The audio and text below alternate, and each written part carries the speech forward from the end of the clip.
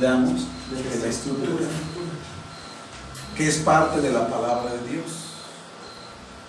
Cuando una persona empieza a trabajar en cualquiera de esas partes, como historiador, como psicólogo, etc., está escarbando el mundo de Dios. Está desarrollando el mandato que Dios le mandó, lo que dice este librito, hacer cultura, a cultivar, hacer cultura. Entonces cuando decimos, no, mira, es que aquí mejor dedícate a ser pastor y lo demás es secular, estamos diciendo, mira, Dios no tiene señorío aquí. Dios nada más tiene señorío aquí en esta esfera, es la esfera cultica, que es la iglesia. Pero como ama de casa, ese es un aspecto secular. Pero como médico, como abogado, como esteta, eso es secular. Algunos son todavía más, pues no quiero decir otra cosa, pero dicen, eso es del diablo. Sí, nada, terrible. Entonces, esa es lo que se le llama como la macroconfesión. La macroconfesión simplemente quiere decir, yo creo.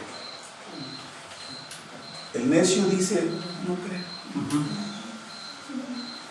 Esa es su confesión.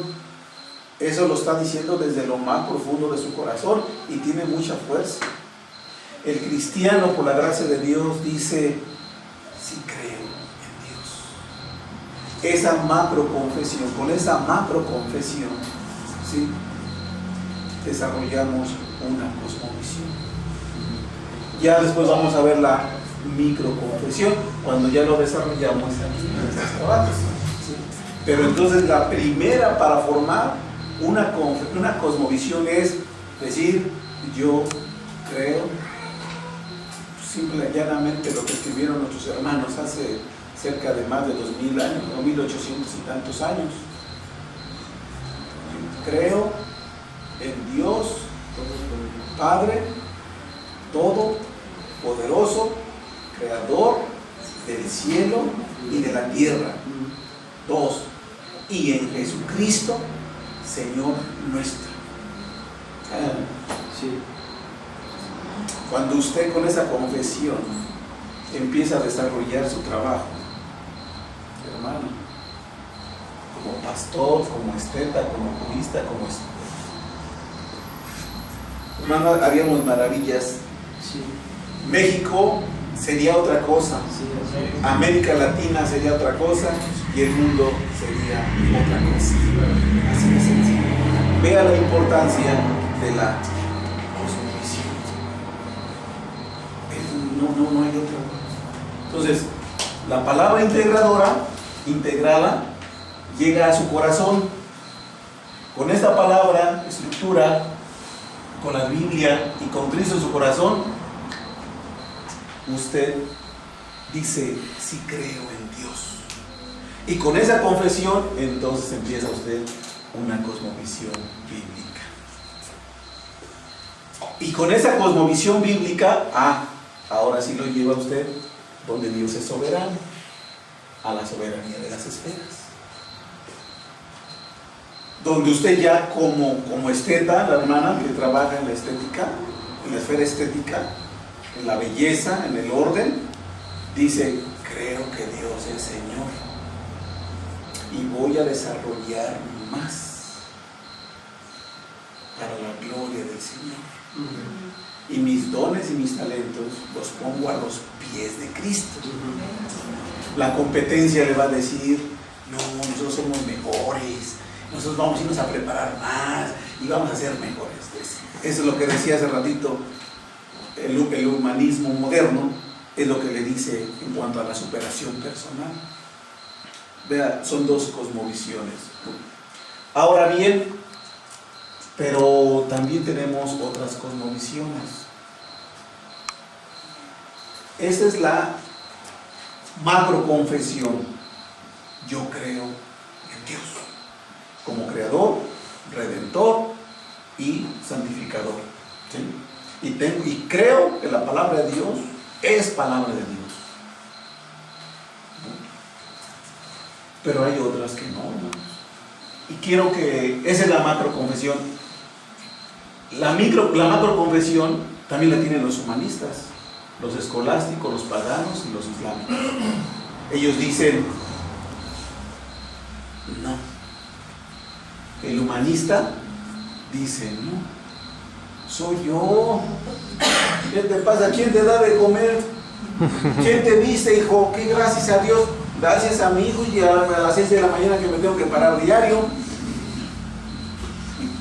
Y muchos cristianos yo lo he escuchado que dicen eso.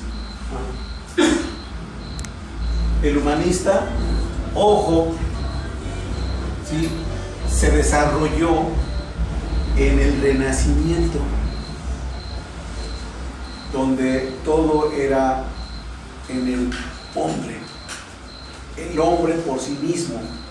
De ahí salieron algunas frases como el hombre es el arquitecto, el hombre es el que puede llegar. Con el liberalismo francés, Un poquito más atrás. Un poquito más atrás. Sí. Ya con el liberalismo francés se fue, ya no solo aquí, pues todavía como que había Dios en el escolasticismo. Estaba la Iglesia Católica y era la que gobernaba. Todavía decían pues Dios, ¿no? Y vemos los estragos que tuvo Copérnico y Galileo, por ejemplo, ¿no? Pero en el humanismo fue el hombre, en el tiempo de la razón. Por eso le llamó el periodo de la ilustración, de lustra, de la luz, el periodo de las luces. ¿Puedo usar aquí el pizarrón? ¿Qué tiempo pasó? Sí. hasta las 2 de la mañana. Los pastores somos ejemplo de entrega. Bueno, de compromiso. Claro. Bueno, que no hay muchos pastores. No, yo todavía no soy pastor. Muy bien, mire, vamos a este esquema. Se me hace importante decirlo. Bueno, aquí tenemos ya la era apostólica.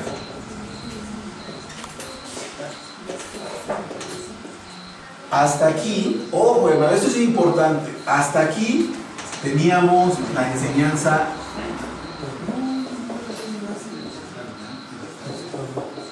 Aquí tenemos toda una enseñanza, lo que se llama la cristología. Cristo de verdad. Sí, pues lea usted simplemente las epístolas de Pablo, ¿no? Los evangelios, ¿no? Las cartas paulinas, el pensamiento de Juan, ¿no? Ya el anciano Juan, ¿no? Cómo habla de que no cree en Jesucristo, ese es anatema, ¿no? Hasta acá tenemos una cristología. Bueno, hasta acá vamos bien, acá está la iglesia. Aquí está Cristo. Después estamos con la era patrística.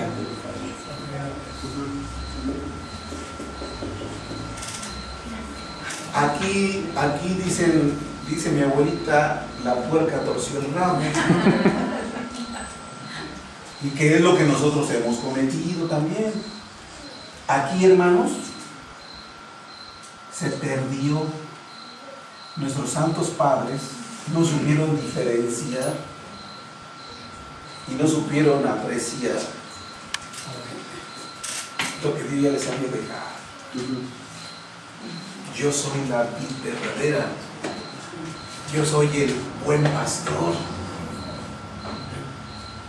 No solo leemos la Biblia, hermanos, perdón, y lo dice el doctor, por eso es importante que compren la biblioteca. El doctor Evan Roller, en uno de sus libros, el de Academia Escritural y Tarea Política, él lo dice, enseña muy bien. Él enseña sobre el biblismo, lo que es ser bíblico y el biblista. El biblista es el que les saca el texto bíblico y hasta de memoria. El bíblico es el que se humilla y dice: Padre, habla, que tu siervo escuche. Mi mente está limitada, pero acá dice que tú eres el buen pastor y me vas a ayudar. El bíblico. Aquí no supieron diferenciar muy bien los padres de la iglesia y mezclaron entre cristianismo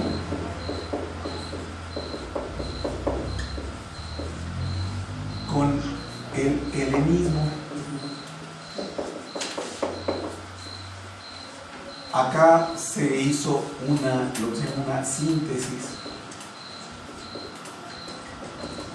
Es decir, una mezcla. Mezclaron, hermanos, el pensamiento helénico. Griego, ¿verdad? Griego. Con el pensamiento del Evangelio. La enseñanza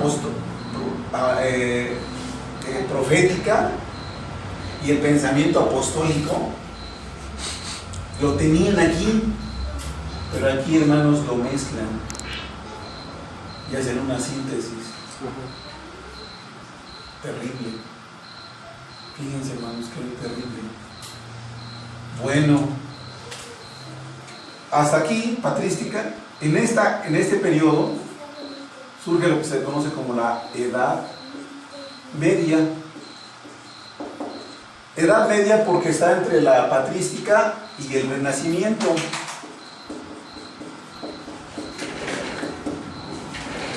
Pero a la Edad Media también se le conoce como el escolasticismo.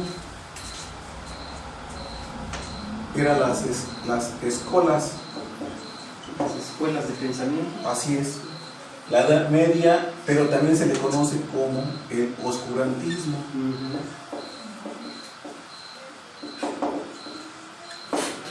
Bueno, esto, hermanos, se mezcla y aquí tenemos hasta el día de hoy ese problema. Vivimos con la teología, con la doctrina de síntesis. Por eso hablamos de alma y cuerpo, sagrado, secular. El dualismo. Vivir una vida dualista. ¿Sí? Aquí es con la síntesis, se empieza a mezclar el cristianismo con el pensamiento griego, hacer una síntesis y surge el escolasticismo. Por eso es que aquí la salvación era por obras, por méritos. O no le enseñan a usted, o usted mismo ha enseñado que si deja de ir a la iglesia va a perder la salvación, que si no diezma fuertemente, no, Dios no lo va a bendecir, que si usted da $1, Dios le va a dar $2. ¿No hemos enseñado muchas veces eso? Pues esa es doctrina, hermanos. Esa es doctrina escolástica. Bendito sea Dios que entre el Renacimiento surge un movimiento que se llama la Reforma.